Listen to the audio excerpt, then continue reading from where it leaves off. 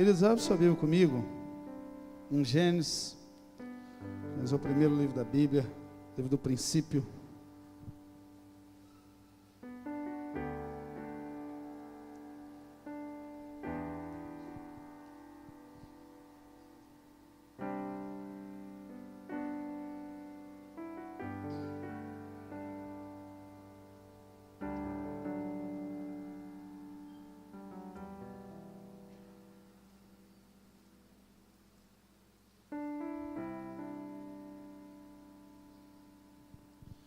Já nós vamos ceiar na presença de Deus.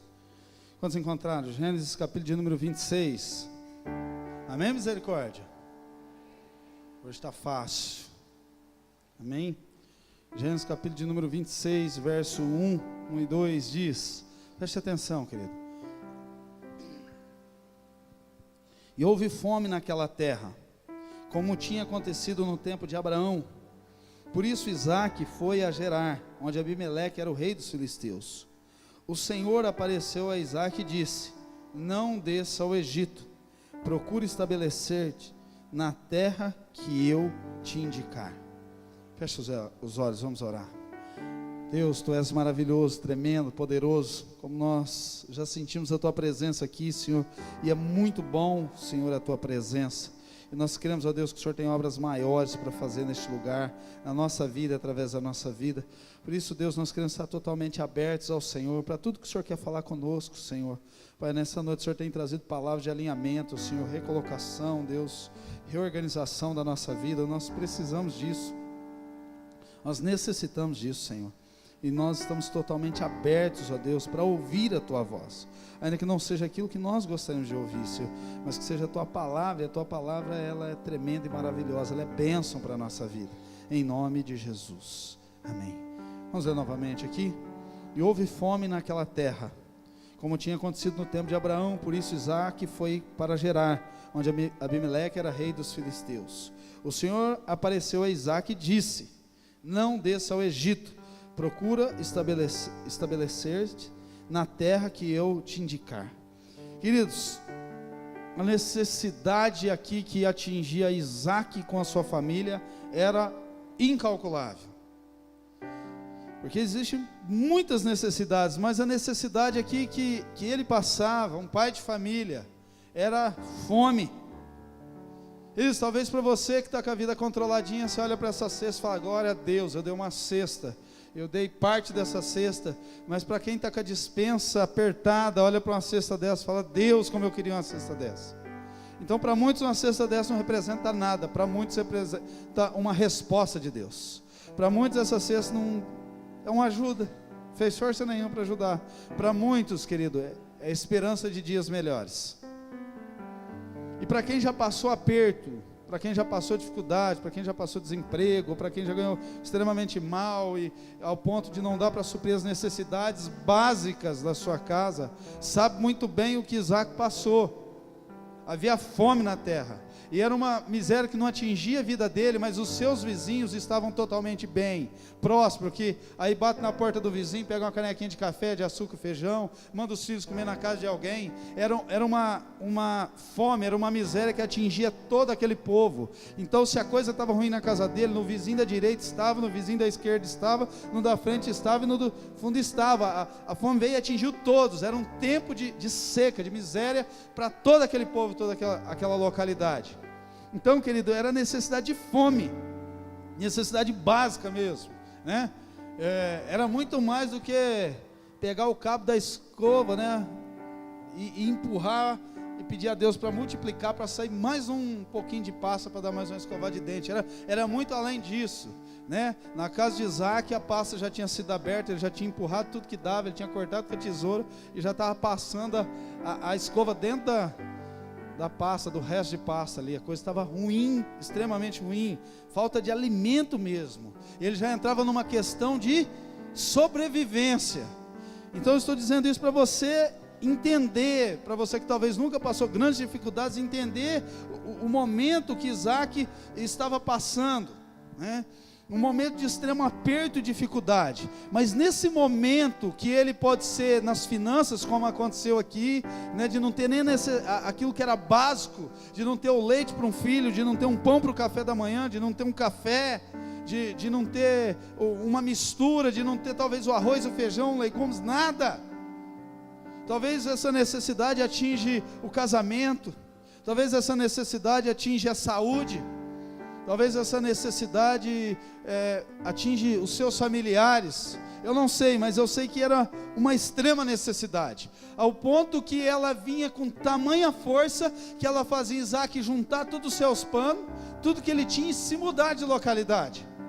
Então você imagine só, querido, não é que a coisa estava mais ou menos ruim, a coisa estava tamanha grandeza, a proporção era tão grande, que ele estava deixando o nada que ele tinha, pegando um pouquinho que tinha, juntando sua família, indo para uma outra localidade, na esperança de ter um prato de comida, porque onde ele estava, ele não tinha um prato de comida para comer, ele não tinha leite para dar para os filhos. Só que um momento desse, todo mundo está sujeito a passar em áreas da nossa vida.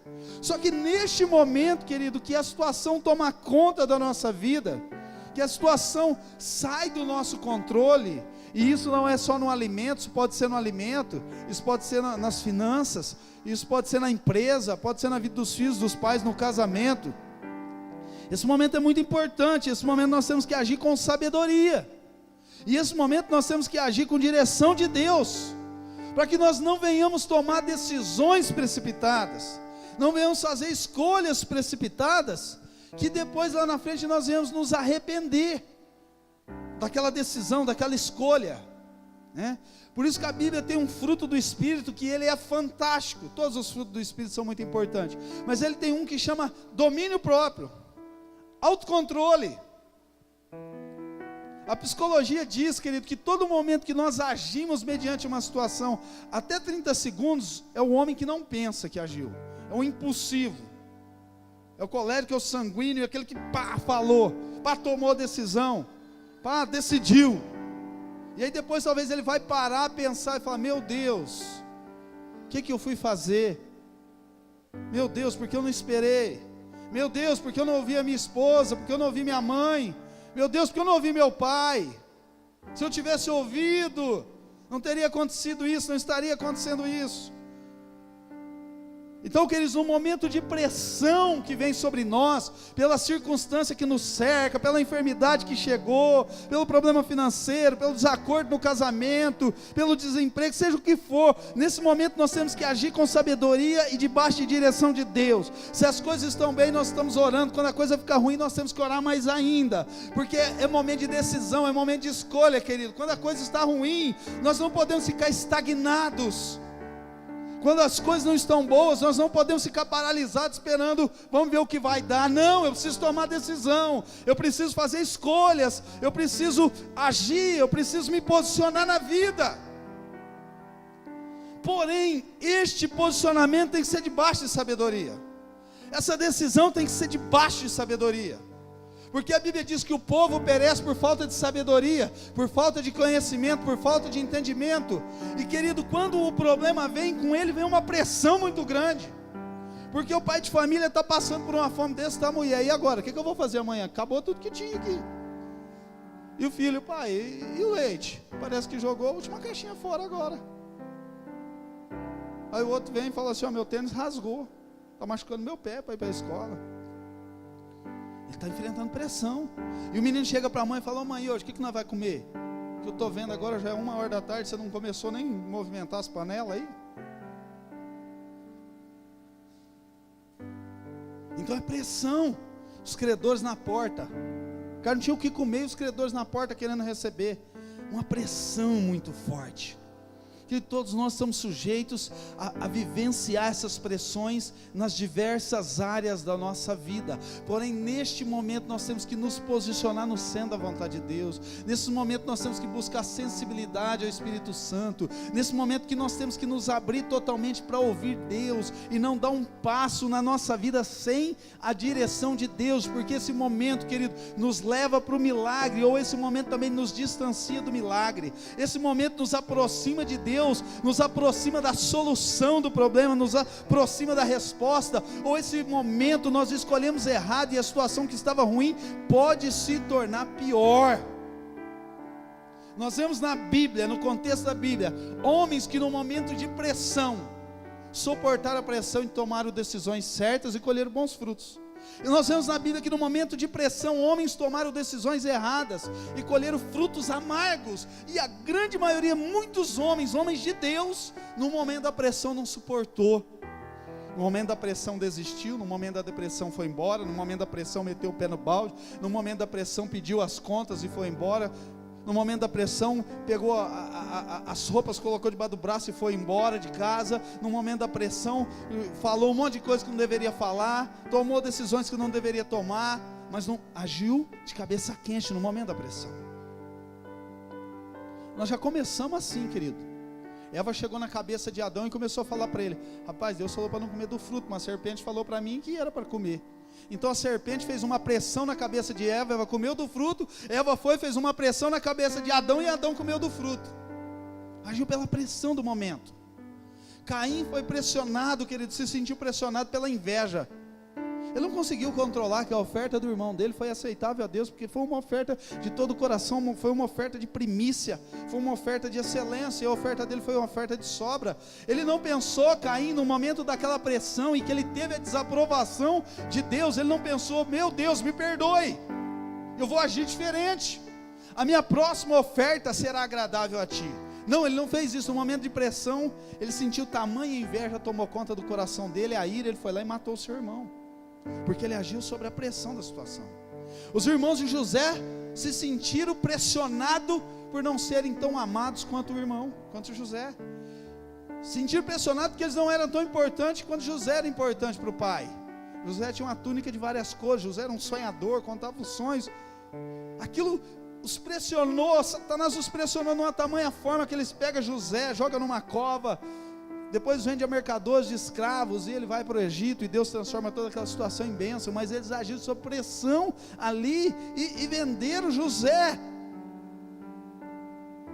Esaú, querido, pressionado pela fome, vendeu a sua primogenitura, entregou a sua primogenitura ao seu irmão. Nós temos que tomar cuidado quando a pressão vem sobre a nossa vida. Davi, querido, um homem de guerra, um homem segundo o coração de Deus.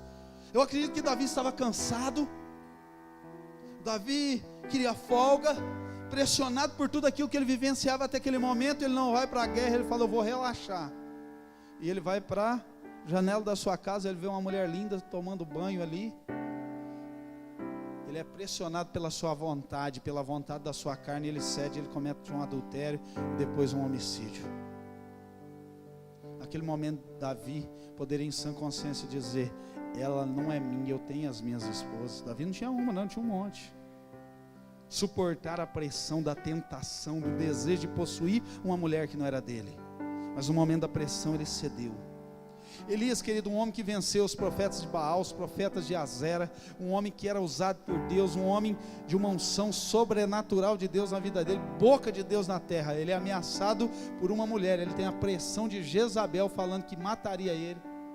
E ele vai para a caverna e pede a morte e o fim do seu ministério, pressionado pela situação.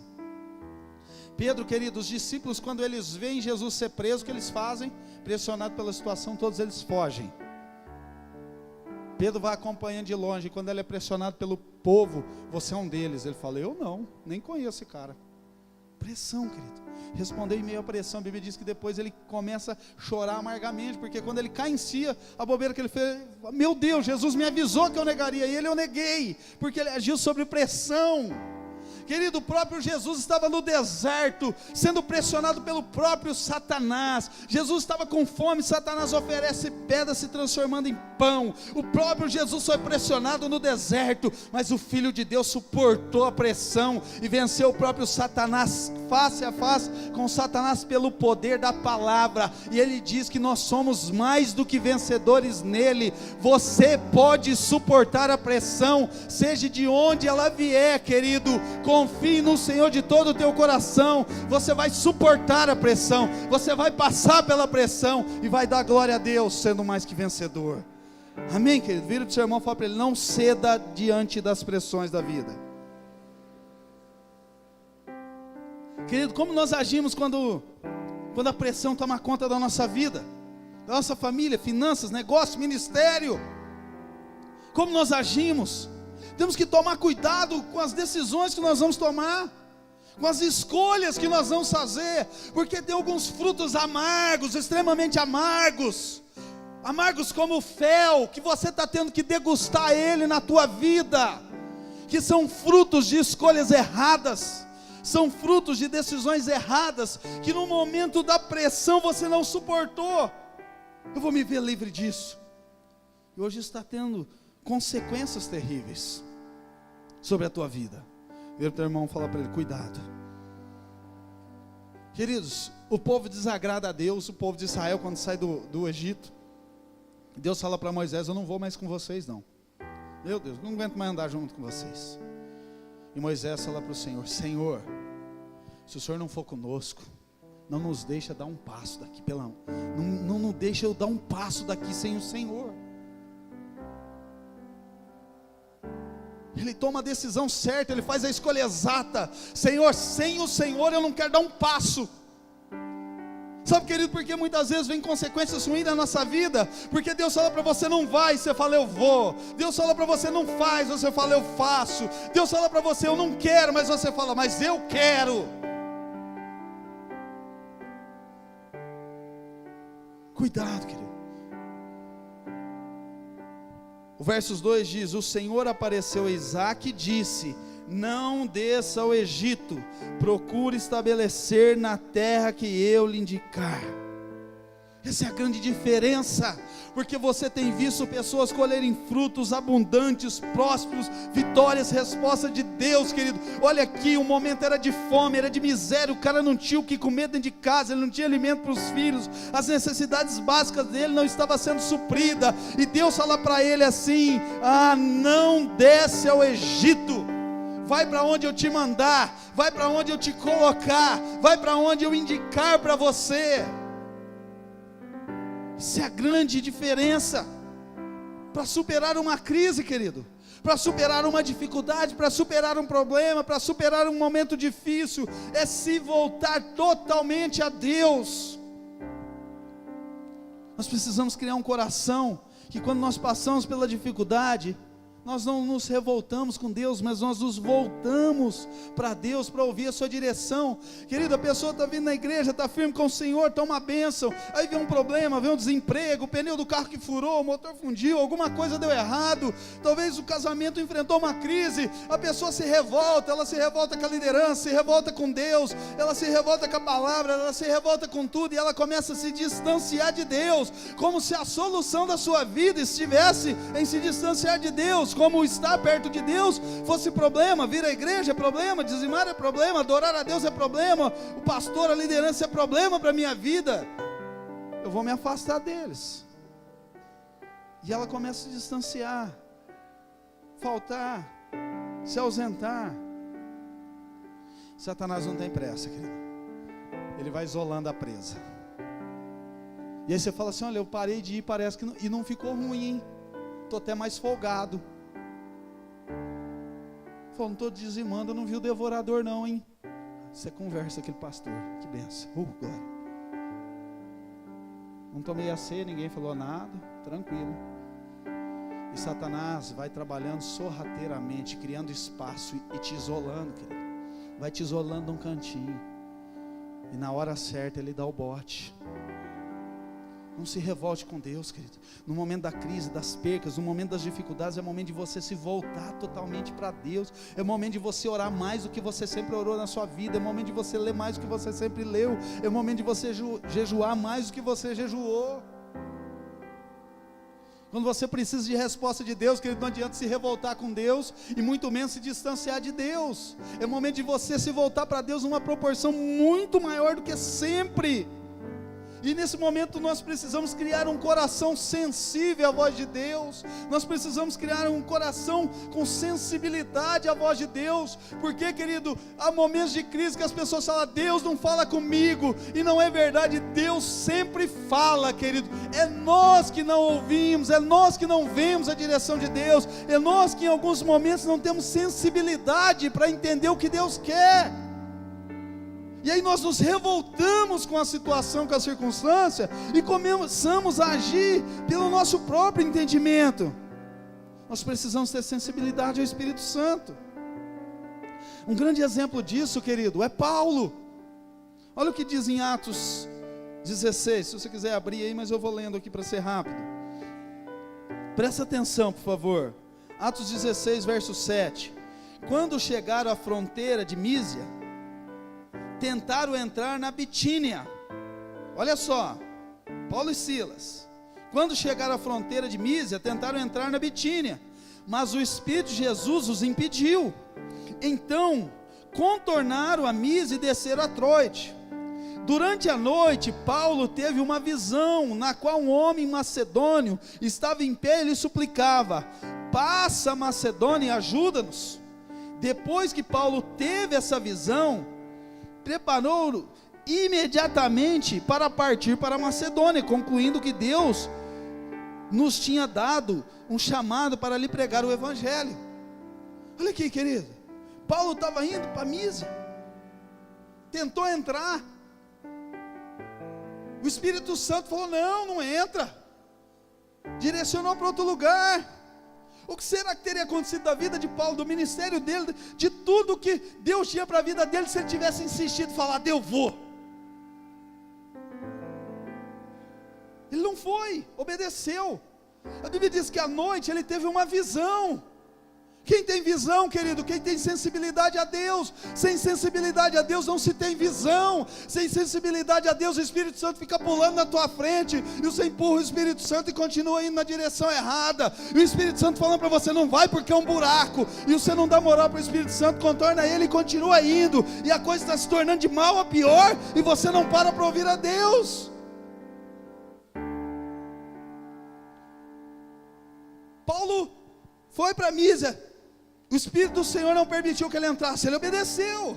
À noite, ele teve uma visão, porque tem sensibilidade a Deus, busca a Deus, se relaciona com Deus. Falou: passa a Macedônia. O que a Bíblia diz? Depois que Paulo teve a visão, ele se preparou imediatamente. Querido, tem gente que para aquilo que ele quer no coração, ele ora a Deus: Deus, o Senhor me responde?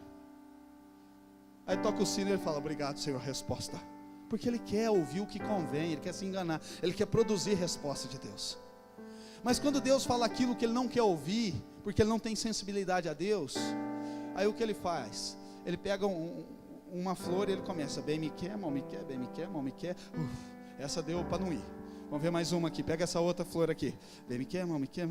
Ou essa deu para ir, empatou, hein? Vamos ver agora a saideira. Meu Deus, se amanhã acordar e tiver sol, se chover não é.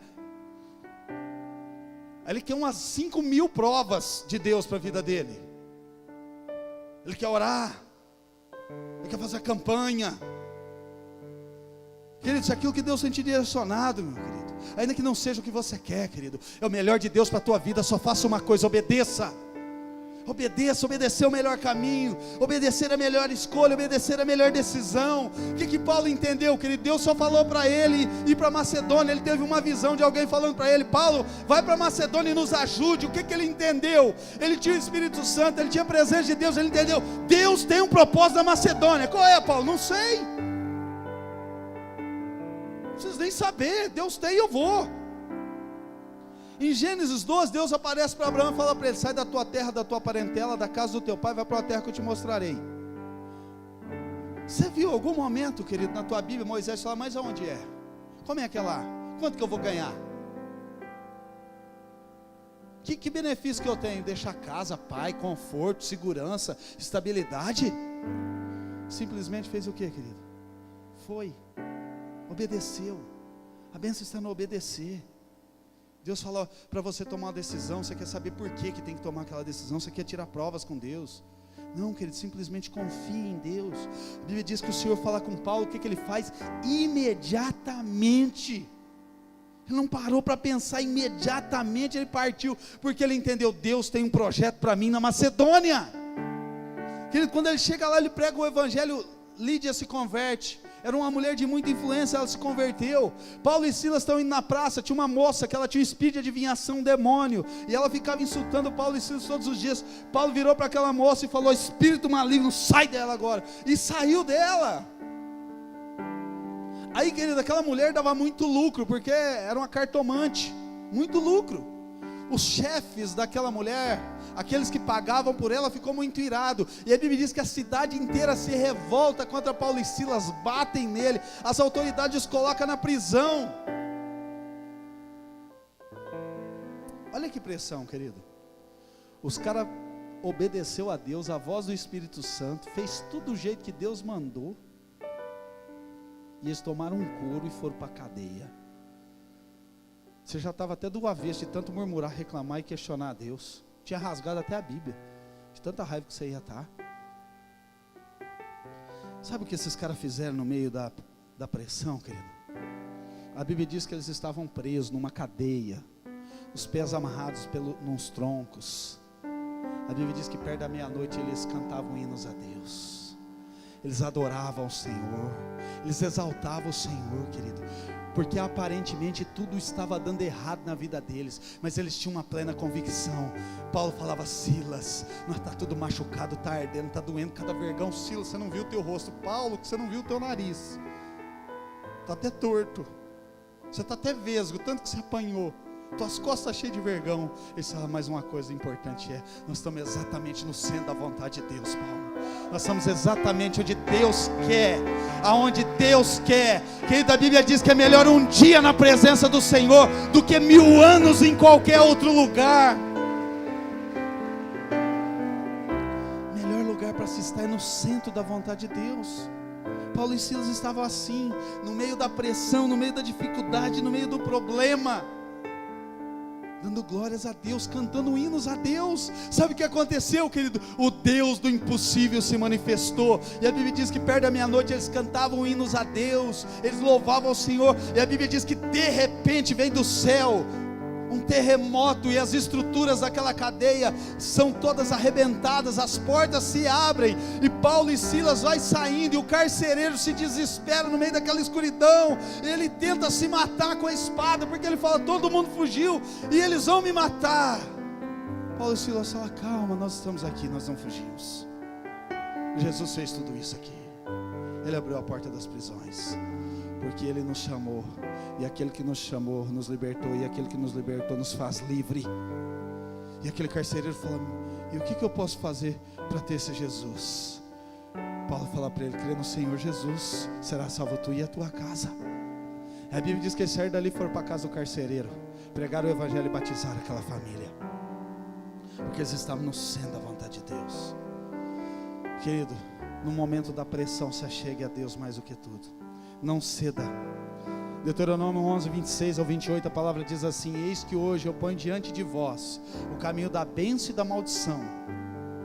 O caminho da bênção, quando obedeceres os mandamentos do Senhor vosso Deus, que eu vos mando e vos ordeno, e da maldição, quando desobedeceres o caminho do Senhor vosso Deus, que eu vos mando e vos ordeno. Obediência traz bênção, desobediência traz maldição. Obediência traz bênção, desobediência traz maldição. Querida, obediência traz milagre, cura, restauração. Céu se abre sobre a tua vida. Quando há desobediência, a rebelião entra, demônios entram, se apoderam, traz destruição, traz perca, traz miséria. Mas quando há obediência, Deus ordena a bênção sobre a nossa vida. E onde nós temos que ter sensibilidade a Deus. Pastor, mas não é muito claro o caminho da bênção obedecer, e o da maldição desobedecer, está claro. Provérbios 14, 12, a Bíblia diz que há caminhos que ao homem parece direito, mas o fim deles são caminhos de morte. Há caminhos que ao homem parece direito. Por isso os nossos caminhos, querido, tem que vir de Deus. Os nossos caminhos, as nossas escolhas, as nossas decisões precisam vir de Deus. Obedecer a Deus e a palavra é a certeza de vitória. É o melhor caminho para mim e para a tua vida, querido. Não ceda diante das pressões e dificuldades. E olha o que Isaac fez, Gênesis 26, 3. olha Deus falando com ele: permaneça nessa terra mais um pouco, e eu estarei com você e o abençoarei. Porque a você e aos seus descendentes darei todas essas terras, e confirmarei o juramento que fiz ao seu pai Abraão. Querido, se Isaac tivesse escolhido ir para um outro caminho, o seu próprio caminho, ele teria perdido a bênção. Olha que Deus falou para ele: permaneça nessa terra mais um pouco, e eu estarei com você e o abençoarei. Quando Isaac obedece, Deus vem e dá a bênção sobre ele. Quando ele obedece, Deus vem e traz a promessa sobre ele. Olha em Gênesis 26:6, assim Isaac ficou em Gerar. Querido, Deus falou para ele: fique, Isaac, não vai. O que ele fez, querido? Ali ele estava olhando para quê? O que tinha diante dos olhos dele? Seca. O que tinha diante dos olhos dele? Miséria. O que tinha diante dos olhos dele? Dificuldade. E Deus falando para ele: fica, fica. O que ele fez, querido? Ele ficou. Ele ficou. Vira para o seu irmão e fala para ele: o melhor caminho é obedecer. Obedeça. O melhor caminho é obedecer, querido. O melhor caminho para a sua vida é obedecer a palavra. Obedeça, é o melhor caminho. Você vai colher os frutos da obediência. Olha o que diz em Gênesis 26:12. Isaac tornou a semear naquela terra, e no mesmo ano colheu a 100 por um, porque o Senhor o abençoava. Não, peraí, querido. O cara estava na miséria, na seca, quebrado, não tendo pasta para escovar os dentes, não tendo leite para dar para os filhos, a miséria tomando conta da vida do cara, e Deus fala para ele: fica. Ele fica. Mas foi no mesmo ano, querido. Eu estou enganado? Isaac semeou naquela terra, e no mesmo ano colheu a 100 por um. Querido, no ano que o cara estava passando fome, não tinha o que comer, no mesmo ano ele colheu 100 por um. Sabe qual é o diferencial? O final do versículo: porque o Senhor o abençoava. Querido, a capacidade não é nossa, as conquistas não vêm de nós, os milagres não vêm de nós. Você pode ser extremamente inteligente, sábio, capacitado, forte, bonito, alto, não importa, querido. O diferencial é a bênção do Senhor. O diferencial é Deus nos abençoar.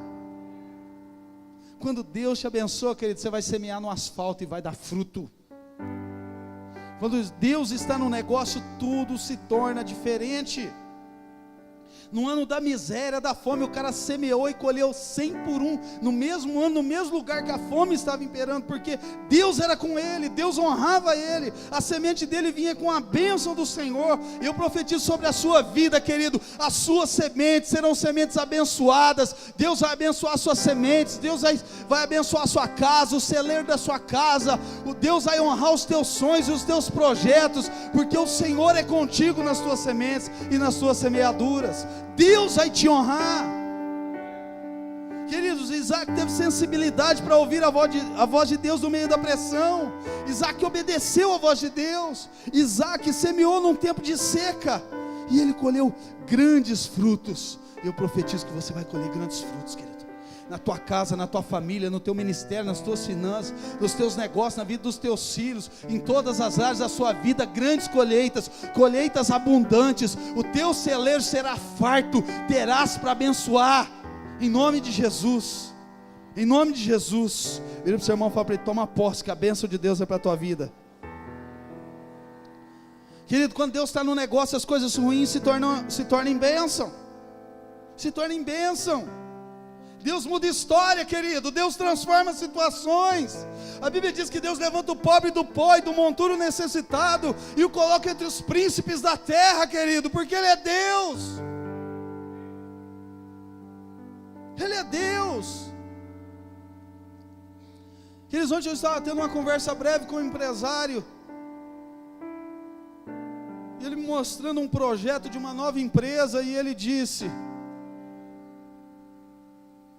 falou: pastor, no mesmo ano que eu estava me preocupando com colocar comida dentro da minha casa, Deus me deu um sonho, Deus me deu um projeto, Deus me deu uma empresa, e hoje Deus tem me abençoado de uma forma sobrenatural. Eu estou abrindo mais uma grande empresa. falou, mas eu não abro mão de uma coisa, ser fiel a Deus. Porque se eu for infiel a Deus, eu perco Deus. Se eu perder Deus, eu perco tudo. Foi porque de onde eu saí, para onde eu cheguei, não existe resposta a não ser milagre de Deus na minha vida. E ele me disse algo que eu tenho essa convicção também. Ele disse, eu entendo que tudo que Deus tem me dado é para me abençoar o reino e abençoar as pessoas. E aí eu comecei a compartilhar sobre isso com ele, que nós temos essa mesma convicção, essa mesma certeza em Deus, que tudo que Deus coloca nas nossas mãos, que Ele tem propósito para nós, para o reino e para as pessoas. Por isso, querido, um grande segredo para se prosperar, alcançar, crescer na vida, é repartir com o reino de Deus, com as pessoas, e para tocar na sua própria vida. Faça esse princípio, você vai ver onde você vai chegar. Olha o que aconteceu com Isaac, 26:13. O homem enriqueceu e a sua riqueza continuou a aumentar, até que ficou muito riquíssimo. Querido, no mesmo ano que o cara estava quebrado, não tinha o que comer, a Bíblia diz que ele enriqueceu, sua riqueza continuou a aumentar, que ele ficou muito rico. A coisa era tão grande na vida dele, que no 14 diz, possuía tantos rebanhos e servos, que os filisteus o invejavam. Você já viu alguém ter inveja de alguém quebrado, querido? Ninguém tem inveja de quebrado, só tem inveja de alguém que tem algo a oferecer, de quem tem uma vida frutífera. Querido, Isaac estava quebrado, ninguém olhava para ele, só Deus viu ele. Mas quando ele começou a prosperar, querido, as pessoas começaram a invejar ele. Vai ser assim na sua vida, em nome de Jesus. Querido, ninguém chuta cachorro morto, ninguém joga pedra numa árvore se não tiver fruto. Se estiver te apedrejando, querido, porque tem fruto na sua vida. Vitrine, ela serve para ser apreciada e para ser apedrejada. Sempre vão surgir, querido, as pessoas têm inveja. Se tiver inveja de você, querido, porque você tem algo a oferecer. Ninguém passa de um lado, se o cachorro está vivo, nego chuta. Se está morto, ninguém não dá nem moral. Se estão se levantando contra a tua vida, querido, é porque o brilho da glória de Deus que está na tua vida tem incomodado a vida das pessoas. O brilho da glória de Deus tem incomodado a vida das pessoas. Amém? Permaneça firme e fiel, e Deus vai te honrar. Gênesis 26:14. Possuía tantos rebanhos e servos que os filisteus o invejavam. Esses tamparam os poços que os servos de Abraão, pai de Isaac, tinham cavado naquela época, e encher de terra. Querido, olha o que a inveja pode fazer. Um irmão matou o outro por causa de inveja, lá no começo. Caim e Abel. Olha aqui, os filisteus ficaram com tanta inveja, porque Isaac estava prosperando, porque ele tinha os poços, que eles bebiam água, dava água para os animais. Eles foram lá e jogaram terra, entulharam, tentaram matar os sonhos dele. Sabe, querido, talvez Satanás usou pessoas para tentar matar os teus sonhos, os teus projetos, impedir o teu ministério, atingir a tua família, casamento, suas finanças, e talvez tudo isso tenha tirado a tua paz. Querido, não desista, não curva a sua cabeça. Talvez você, em algum momento da sua vida, foi 2 discípulos em caminho de Emaús, sendo que era para ir para Jerusalém. O Espírito Santo quer pegar na tua mão nessa noite, te colocar de volta no caminho certo, correto, íntegro, para o caminho que Deus te chamou, querido. E se os teus poços, se sonhos seus estão entulhados hoje, se jogaram terra para matar os teus projetos, hoje é noite de você recomeçar na presença de Deus. É noite de você tomar uma posição, se levantar diante de Deus e falar: eu vou recomeçar com o Espírito Santo, eu vou fazer diferente, porque Deus vai à minha frente. Eu fiz da força do meu braço, deu errado, agora eu vou no poder de Deus e vai dar certo. A glória da segunda casa será maior do que a primeira. A glória da segunda casa será maior do que a primeira. Deus vai te dar uma nova oportunidade, querido. Não curve a tua cabeça por causa das dificuldades. Não curve. Suas conquistas e vitórias incomodam mesmo. Os inimigos vão tentar entulhar os seus poços. Olha o verso 18 do capítulo 26. Isaac reabriu os poços cavados no tempo de seu pai, os quais os filisteus fecharam depois que Abraão morreu, e deu-lhes o mesmo nome que seu pai tinha dado. Os servos de Isaac cavaram no vale e descobriram água naqueles poços. Eu declaro, querido, que você vai voltar a praticar as práticas da presença de Deus que você já não pratica mais, e você vai encontrar a água da vida, em nome de Jesus. Foi o que aconteceu com esse homem. E o 25 diz: Isaac construiu nesse lugar um altar, invocou o nome do Senhor ali, e armou o acampamento, e os seus servos cavaram outros poços. Isaac, querido, quando Deus muda a história da vida dele, quando Deus prospera a vida dele, quando ele cava naqueles poços e ele consegue encontrar água novamente, ele constrói um altar para adorar ao Senhor. Isso é gratidão, querido. Muitas vezes nós temos sido ingratos diante de Deus. Muitas vezes a ingratidão tem tomado conta da nossa vida. Deus quer colocar em mim e em você um coração grato, que reconhece que sem Deus nós não somos nada. Somos poeira, nós somos pó, mas no Senhor nós somos mais que vencedores. Amém? Vamos colocar de pé e vamos orar.